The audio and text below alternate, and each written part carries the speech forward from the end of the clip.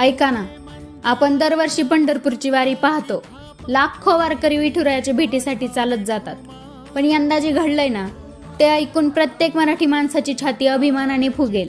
कारण यावेळी विठ्ठल भक्ती थेट सातासमुद्रापार पोहोचली आहे. आणि या ऐतिहासिक प्रवासामागे आहे एका मराठी माणसाचं स्वप्न. लंडनमध्ये राहणारे विठ्ठल भक्त अनिल खेडकर यांच्या संकल्पनेतून जगातील पहिली ग्लोबल दिंडी साकार झाली. 6 जूनला लंडनच्या विंडसर शहरातून ही दिंडी पंढरपूरच्या दिशेने मार्गस्थ झाली. हातात भगवे झेंडे, मुखात विठ्ठलाचं नाम आणि हृदयात पंढरीची ओढ.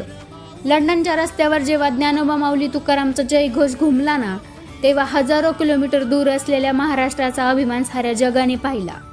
विशेष म्हणजे ही दिंडी थेट विमानाने भारतात येत नाहीये, तर तब्बल 11 देशांचा आणि जवळपास 50 दिवसांचा प्रवास करत भारतात दाखल होणार आहे.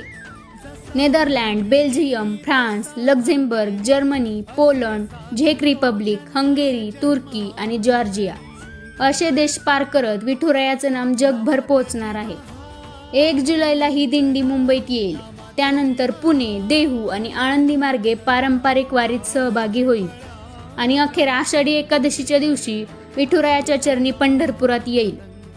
खरंच कधी काळी महाराष्ट्राच्या गावागावात घुमणारा विठ्ठल नामाचा गजर आज थेट लंडनच्या रस्त्यावर घुमतोय.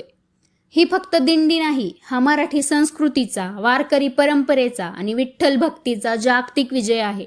आणि हे सगळं शक्य झालं एका मराठी माणसाच्या स्वप्नामुळे. विठ्ठलाचं नाव आता फक्त महाराष्ट्रातच नाही, तर संपूर्ण जगात घुमत आहे. तुम्हाला काय वाटतं, पुढे पंढरपूरच्या वारीला युनेस्कोच्या जागतिक वारसा यादीत स्थान मिळायला हवं का? आणि लंडनहून निघालेली ही दिंडी पाहून तुम्हाला कसं वाटलं, मला कमेंटमध्ये नक्की सांगा. जय हरी विठ्ठल.